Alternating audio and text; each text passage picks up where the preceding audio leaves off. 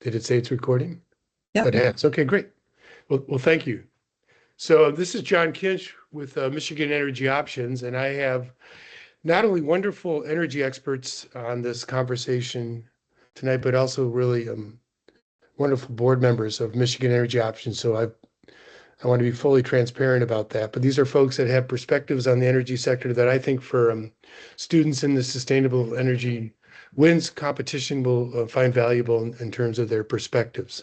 So the question that I've put to the group, and I want to just offer up anybody who wants to speak to it first, is this contest is looking at where there's market opportunity for bringing either a new service, a new approach, a new technology to bear, where we haven't quite gotten there yet in the clean energy world. There's an opportunity, but there's, for whatever reason, there's barriers, there's something that's holding it back. And these young students are going to be coming forward with some ideas that maybe you can break that loose and also ideally become something which is a viable business and doing well by doing good, as that expression goes. So I'd like to ask all of you then, and maybe say who you are and what your day job is or what you're doing, and put a little bit of context around that, but maybe speak to where you see a particular barrier and either how you've in your industry have overcome it or are still working on overcoming it and where there might be opportunity for the next big idea out there.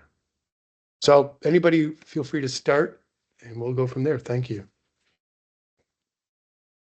Yeah. So, Mary Ellen Micah and Sustainability Director at Steelcase. And it happens that we're working on budgets right now. Our fiscal year starts March 1st. And so, one of the things that is top of mind for me is trying to get money basically for capital expenses, but it would be for an on site solar array for us here in the West Michigan area. And some of the challenges with just looking at our project was trying to figure out, does it make sense to put something on site ourselves, own it and operate it ourselves, or maybe hire somebody to help us with operating it, as opposed to investing in a power purchase agreement. But in any case, this is something that we need to do in order to meet some of the science-based targets that we've committed to. So we have both short-term and long-term targets. We just recently set a new net zero target. But anyway, top of mind to, spend a fair amount of money to make sure that we are installing renewable energy somehow right here in West Michigan. Thank you, Mary Ellen. Yeah.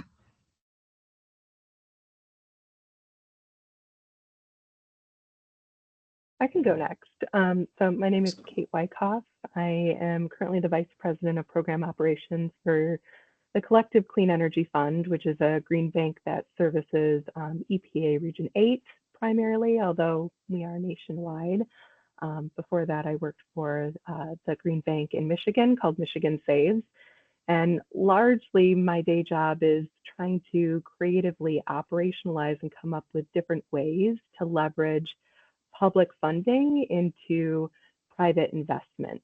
So big part of what green banks do is we take that funding and create loan products, programs, offerings that are available to consumers in the marketplace that want to make sustainable investments in their homes and businesses and places that they use. And what we run into quite frequently is not necessarily like creating a loan product. Loan products exist out there, but our ability to translate into into like a best-in-class loan offering so that it's a lower interest rate, it's a longer term, it's more affordable for the people that want to make those investments. But where we really run into a barrier in my space is trying to create those similar opportunities that are equitable and accessible to low to moderate income households because they primarily pay such a disproportionately high percentage of their income on energy bills and failing infrastructure in their homes and businesses that it's really hard to get ahead of that in a way that is equitable to that sector. So working on right now with Collective Clean Energy Fund, an on-bill repayment program, which is not a new concept, but something that's super successful, particularly in Colorado, and soon to be some other states with some utility funding and utility support, but proving this concept of alternative underwriting. So we're no longer looking at a credit score to justify like somebody's ability to repay a loan. We can actually look at their proven track record of their utility repayment in order to grant them those funds. So one of the barriers that we see that we're actively trying to address. Super, thank you. I can go next. Thanks, Deb, Deb. sure. Deb Donaco, Senior Director of Partnership Development at Slipstream. Slipstream's a nonprofit 501c3 that's mission is to bring energy equity to everyone. I think one of the barriers outside of the affordability, which is a huge barrier, especially with these underinvested communities that have been left behind for decades, to all of a sudden need to like bring them all up, their infrastructure into the 21st century, takes a lot of investment, not only by, larger entities like a utility or the state or a county or a municipality, but also by those individual homeowners or business owners. So I'm glad that Kate's on that one. From Slipstream's perspective, kind of in tandem is the lack of a workforce that can actually implement a lot of the technologies that are being deployed. So whether they're new technologies like, smart lighting systems, or they've been around for a while, like a heat pump, been around for over 30 years. They've gotten better as far as acclimating to cold climates. However, if you've owned an HVAC organization for the last 30 years, they didn't work in the beginning, you probably don't think they work now. And so you're not pushing them out into the marketplace. So we need to educate the contractor workforce alongside, bringing in new contractors as old, folks are retiring or coming out of the business. So finding contractors that can do the work in underserved communities, especially, is something that Slipstream's really focused on.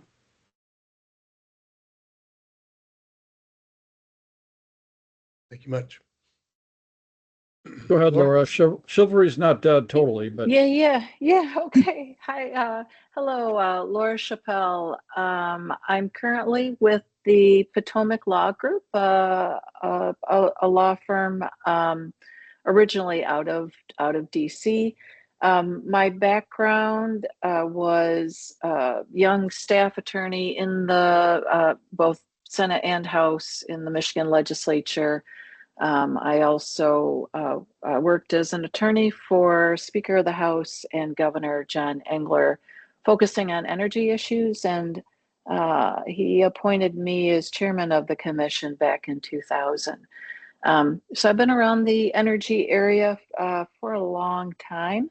I will say that overall, I mean, there's so many different thoughts I have on what are barriers to renewable and clean energy in Michigan, and big picture, and then also some thoughts. But I will say, gosh, even in the last 5, 10, 15 years, I will say one of the biggest barriers to renewable energy and clean energy law in the very beginning were some of the biggest implementers of that, which were the utilities. But with our 2008 law, then Governor Jennifer Granholm for the first time brought renewable energy into focus in Michigan, and the utilities slowly again, if you work within the process and the Public Service Commission and how they can, build and recoup costs and really, develop these new projects. I will say, even by 2016, when we had another energy rewrite in 2023, in my mind, one of the biggest barriers to renewable energy and clean energy is, we've made so much progress because our utilities really core ones support utility scale solar development, and they're continuing to do that. We're starting to obviously have a lot of pressures with the 2023 energy law implementation, including the state trying to streamline utility scale wind, solar energy storage projects through the Michigan Public Service Commission.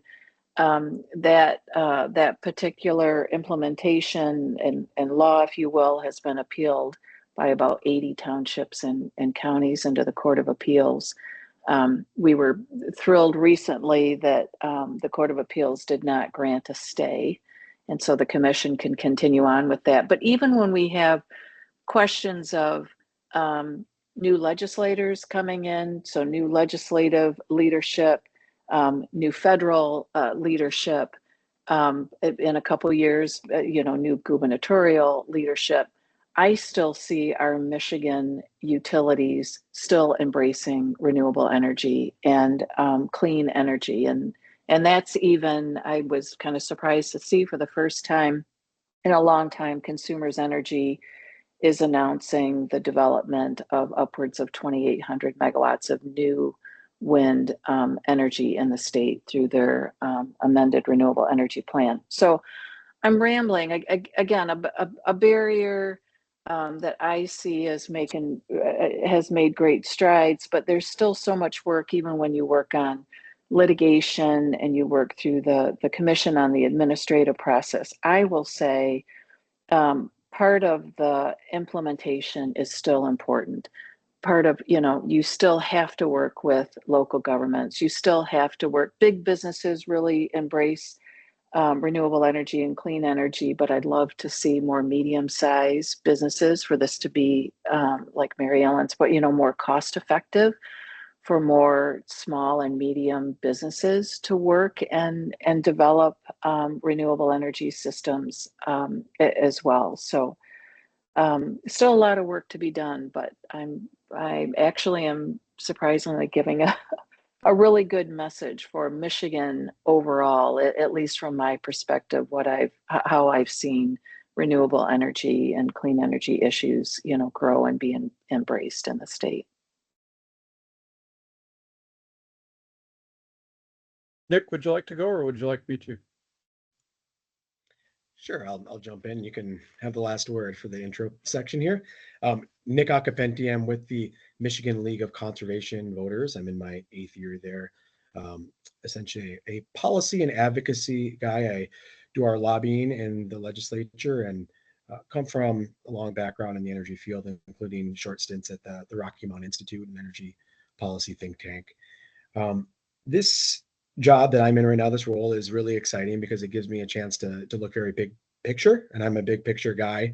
I get to look at trends both culturally and technologically, socially, and I love this prompt, John, here, the idea that what's interesting out there in the field of energy and some of the challenges and opportunities. And I think we're just in a really fascinating moment, maybe even an inflection point moment where we see we're leaving a couple of decades of relatively stagnant energy demand in Michigan and entering a new era of what all the analysts are predicting will be one of rapid growth, rapid demand.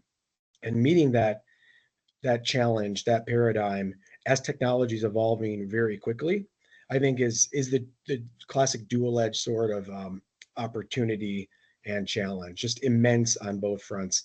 The kinds of numbers that we're seeing projected, even from Consumers Energy's latest filing at the Public Service Commission in terms of anticipated demand growth are staggering. But also the opportunities then that could be baked into those challenges, depending on how we harness them. So the idea that there, for example, with data centers and evolving AI technology, there's money, capital flowing into the energy sector and all sorts of new ideas on how to meet that challenge.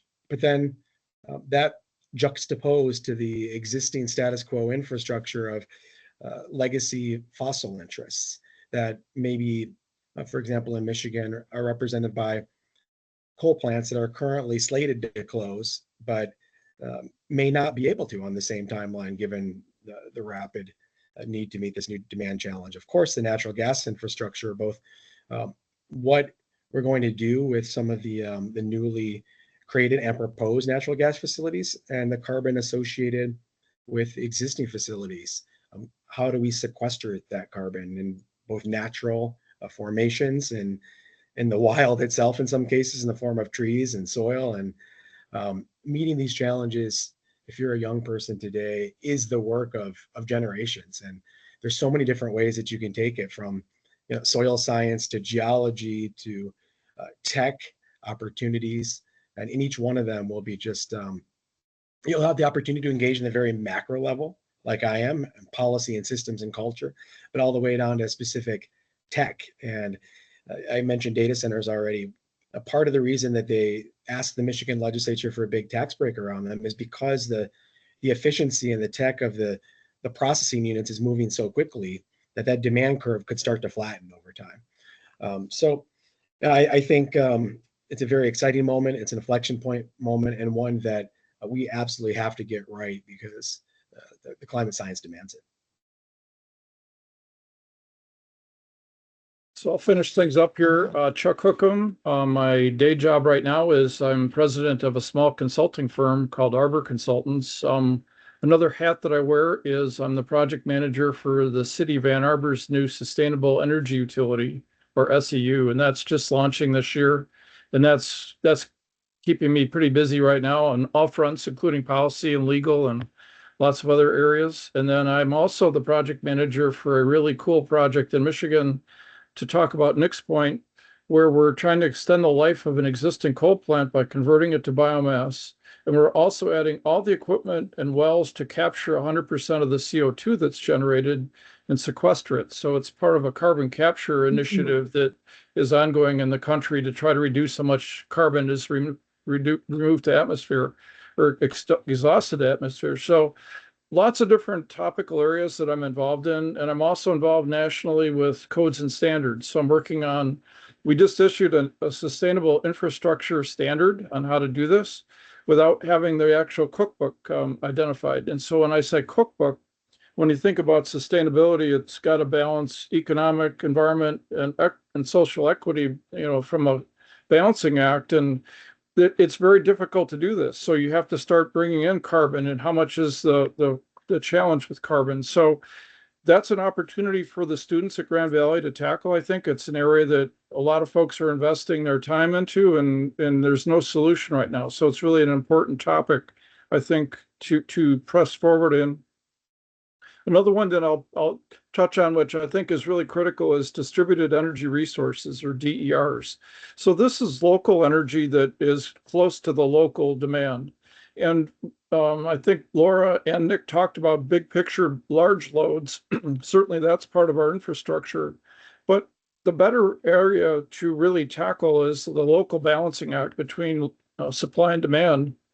I will tell you that the utilities, and I used to be with Consumers Energy and DTE, dislike DERs with a passion, and it's taking federal action, including FERC 2222, which is an act that the federal government has enacted to press the marketplace to come up with solutions for distributed energy. And it's really a battleground with utilities in the state not liking this concept and pushing back on it. So when we think about local solar, local wind, local energy storage, these are really challenging to implement right now because of the rules that are in place and our infrastructure that exists. And so there needs to be a better solution. It's not happening as fast as we'd all like it to. And so there's an opportunity there for Grand Valley State students to really investigate where are the real pinch points and how do we get past them? Where do we move the needle? Again, a topical area of importance, and let's see where this goes. So those are my 3 cents for the moment, and I'll be happy to tackle more later. Thank you, Chuck, and thank you, everybody. Well, heavens, where do we go next? Let me just say one thing that it's been my take on this for a number of years in the macro that, we went from a decentralized energy regime early in the late in the 19th century, early in the 20th century, in which we had a lot of local communities generating their own power that they were using locally, Chuck. Grand Rapids had one of the first utilities in the state of Michigan because they had the skill set to know how to spin turbines to create electricity to use in the lights in Grand Rapids, because those turbines they were spinning earlier were lathes because they were making wood, furniture out of all that technology. And then a small company out of Jackson, Michigan bought that utility in Grand Rapids, and that utility in Jackson was known as Consumers, where Chuck worked and where I grew up as a kid. And we went from a distributed model to a centralized model with baseload coal plants and transmission grids and electricity being brought great distances to allow you to turn on a light switch and not think twice about it.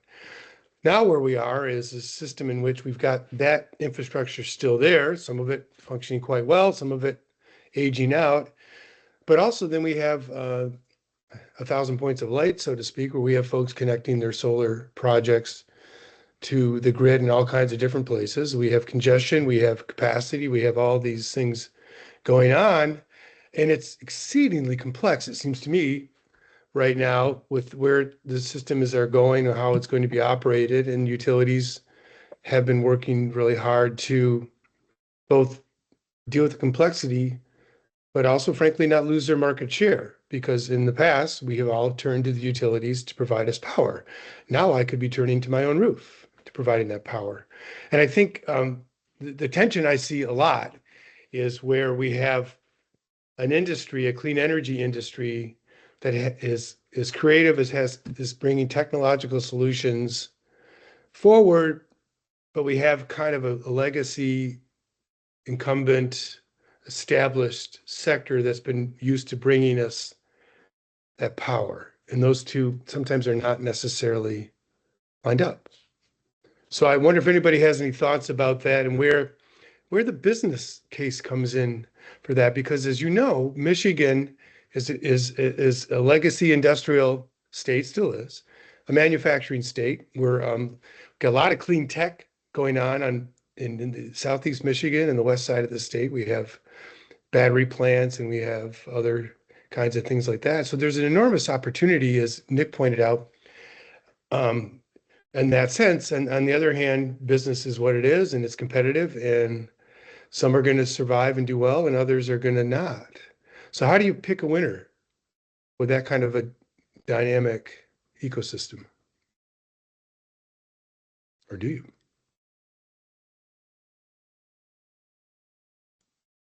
Well, everyone's being shy, so I'll kind of jump right in here. Just one piece of this conversation, I think I'm going to stay on this inflection point moment of really rapidly growing demand. I see a unique opportunity in that moment to go in the direction that Chuck was discussing and implying. And we've had this stalemate in our political systems and our economic systems between the centralized, very large production units and the desire to grow the smaller, local, community-oriented supplies. And in Michigan, it's a fact right now that true independent community solar is not allowed for some of the reasons that Chuck alluded to.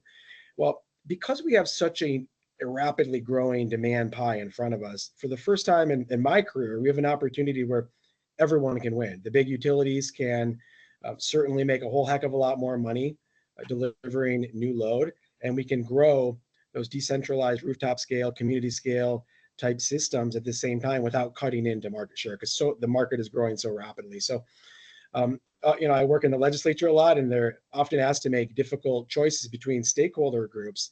But I think we're entering a demand moment where that choice isn't going to be as difficult. It's going to be an everyone can kind of win moment if we understand just that large growth environment before us. Now, utilities are going to still want the whole pie, but maybe they have to give away a few pieces here and there in this new growth environment. So I have a lot of hope that the smaller scale, rapidly evolving technologies where the costs are competing, and by the way, increasingly outcompeting some of the large scale projects, might have an opportunity to win the day here in this new paradigm. I'll add to that, and I'll just say that there's an imbalance still, though, Nick, with this concept of markets, regulators, and owners, in the sense that the state wants to build energy storage and has a requirement that we have 2,500 megawatts of new storage on the grid in 2030. Certainly, energy storage is crucial for enabling renewable energy. We know that, and technically I could launch into that, but we'll stay out of those weeds. But the reality of it is, the utilities aren't incented to build it because they can't make any money off of it in the marketplace, because MISO is the marketing entity that balances the load and is where utilities sell electricity and also buy electricity. There's no compensation for the storage piece, which is, for the fact we have Ludington, a real mind-boggling situation for me, but it is what it is. So somehow we've got these imbalances that have to be cured. And it's going to happen at your level, Nick, but it also is going to be incumbent on all of us to keep pressing the buttons, because it takes all of us in the room to move this energy, this large energy bucket, which is very dynamic. So I just want to say, John, yeah, I agree. I don't have answers, but I completely agree. If I sounded too pro utility, which would be shocking, overall for large utility scale. And just generally embracing renewable energy and clean energy, which is true. I agree. Down at the distribution level, I will say one of the issues that I've been working with several parties on is community solar, and we cannot crack that nut in Michigan. We keep trying. Both DTE and consumers, as Chuck says, absolutely not. They frame it even outside of the DOE, best practices model. But their thought is, if third parties, want to come in and do something PERPA, they should knock themselves out. But basically, they won't help be the conduit. They won't do it the way other states do it, Illinois or Minnesota or these other states. So it legislatively, even as Nick said, there's always bipartisan legislative bills dropped in every session. They always get hearings. They never go anywhere because the utilities oppose them. So I don't have the answer other than I appreciate, Chuck, if you just talked about incentives. I will say I'm old enough to have worked on what became our 2000 law, our restructuring law, which opened up retail electricity competition in the state in 2000. But we couldn't do that without incentivizing. You can't do anything in the state without incentivizing the utilities. And we did that through stranded cost and implementation costs. And I remember back in the day, someone describing to me a utility might be like a newspaper back in the day. Pretend you're running a newspaper. You have the paper, you have the ink, you pay for the building, it's your offices, it's your paper. And now you're supposed to throw open the door and let other competing papers come in and use your ink and use your paper and use your facility. You have to be nice about it. Utilities just, by and large, their response is going to be no. This is our system. These are our wires. We built this. We maintain it. Third parties cannot be involved with it. It's very hard. Interconnection, community solar, things like that, down at that distribution level, very, very difficult. I don't have the answers, but I'm saying, yeah, young minds that want to work on these things, come bring your ideas, try to crack the nut in Michigan, because there's a few of these things that we just can't get moving, unlike other states around us. Thank you, Laura. I would piggyback off that just to say nothing happens without a policy decision. If there's no state mandate, if there's no state stakeholder group holding any utility accountable throughout the United States, they're not going to do it out of the goodness of their hearts. So even technologies outside of solar, like geothermal, heat pump technology and things like that, are kind of facing the same strong headwinds because you need a utility service provider to be able to bring that energy into the, into the system, into the home. So a lot of these new technologies without sanctioning from a utility really can't go anywhere. They can go into maybe a pilot program that then, may or may not be able to go into a program for a utility. That's just to say that sometimes going from, a new technology bench test into the field or the market there's a huge leap that needs to happen. And finding a utility partner that's willing to do all that testing and see the benefit firsthand for their customers is one way. But it is a very hard road and path to go forward.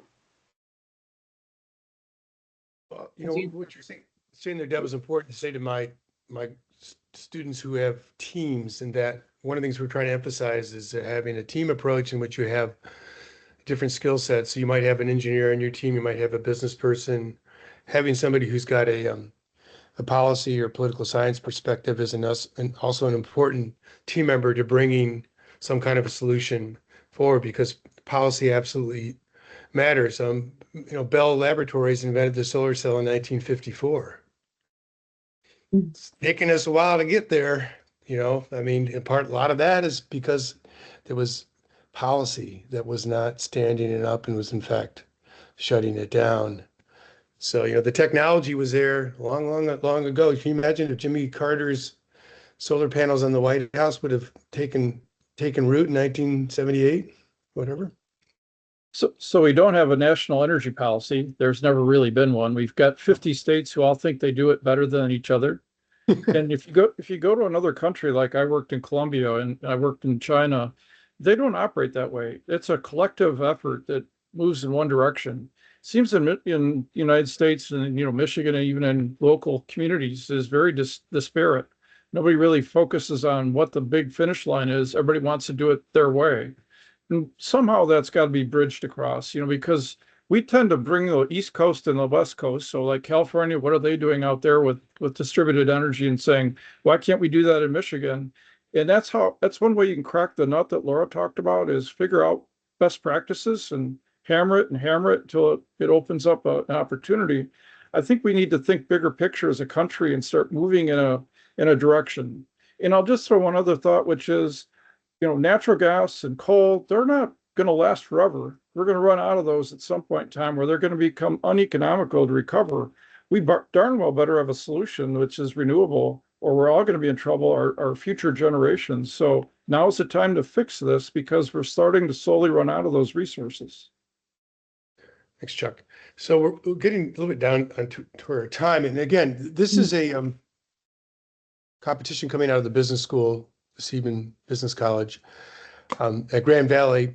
And Mary Ellen knows Michael DeWild well. Mary Ellen and I have often, I think we probably got to know each other best in some of the Grand Valley stuff we were working on together. And I want to put this maybe to Mary Ellen and to Kate as well, is the business solutions sector leading the charge. Oftentimes there's debate as to who's going to lead the charge. Is it going to be the public sector, policy and all the rest, grassroots? Is it going to be our government leading the charge by, the Investment and Inflation Reduction Act and infusing subsidies and grants and incentives to allow for technological advancement and for pilots and all the rest?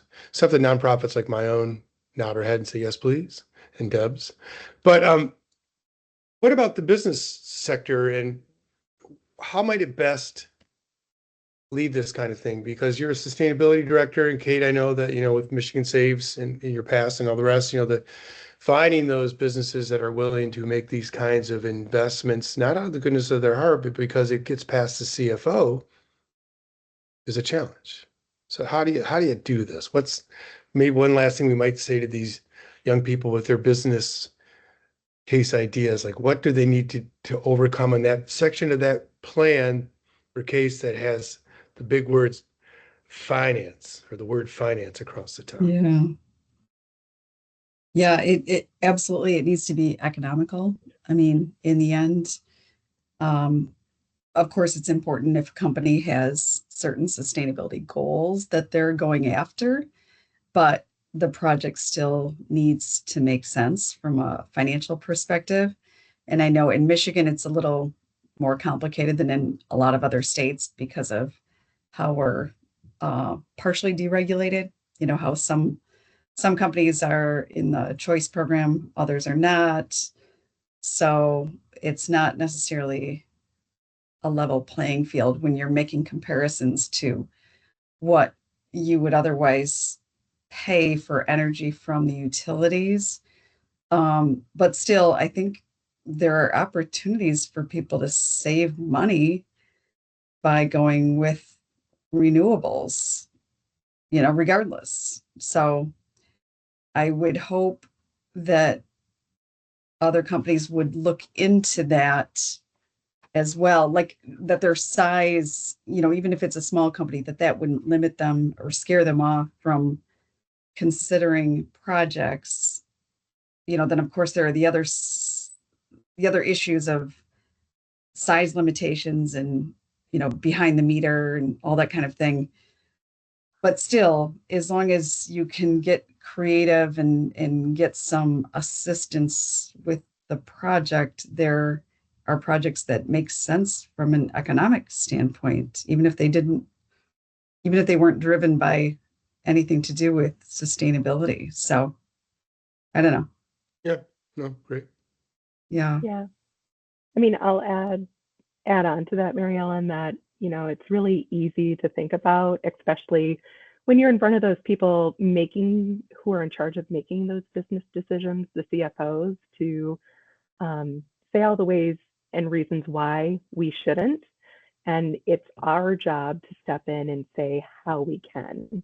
And I think that's the piece that is really intriguing about this competition is you have the opportunity to plan this out and think of all the different ways you can.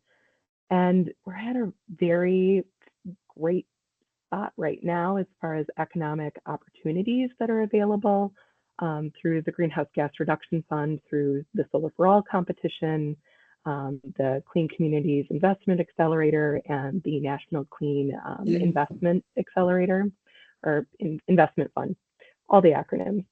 So all that funding got pushed through to the awardees and sub-awardees so that they're through different layers of legal protections at this point so that they can't be clawed back through a change in administration, which is always something that we go through whenever there is an administration change. So there are economic opportunities for these, programs. So if you want to stand up a program that could utilize these funds in a scalable way, those opportunities exist.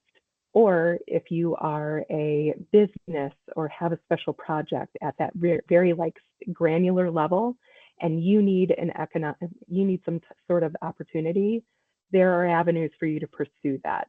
Yes, it's complicated. However, these programs exist to help you get across that finish line.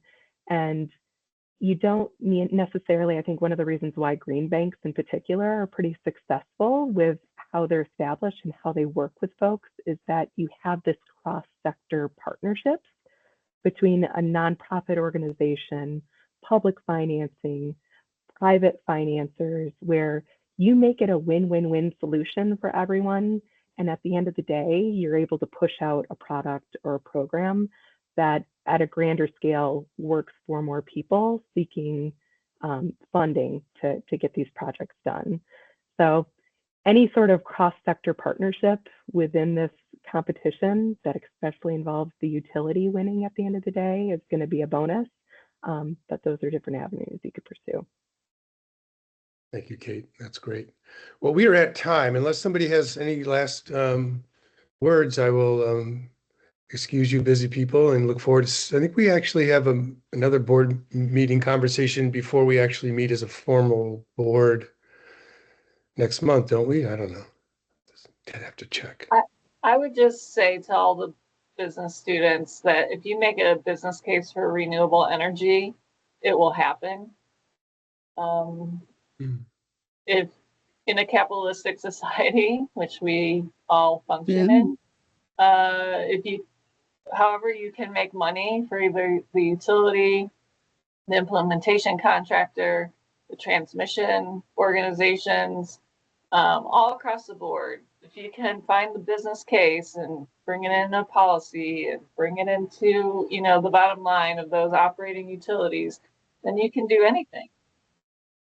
To tack onto that, to tack on, John, 15 years ago, we created a sustainable return on investment. So a financial tool that we all use is ROI. By factoring in the sustainability component of it, it takes on a new dimension for CFOs to think about. And I think it's important. The students might want to explore that. Yeah, thank you.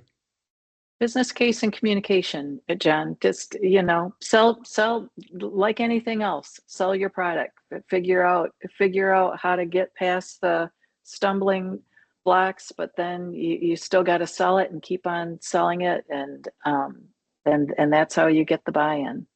Absolutely. Absolutely. Good to see y'all. Thank you so much. Appreciate your time tonight, and we'll see you again soon. Thank you. Thanks, John. Thanks all.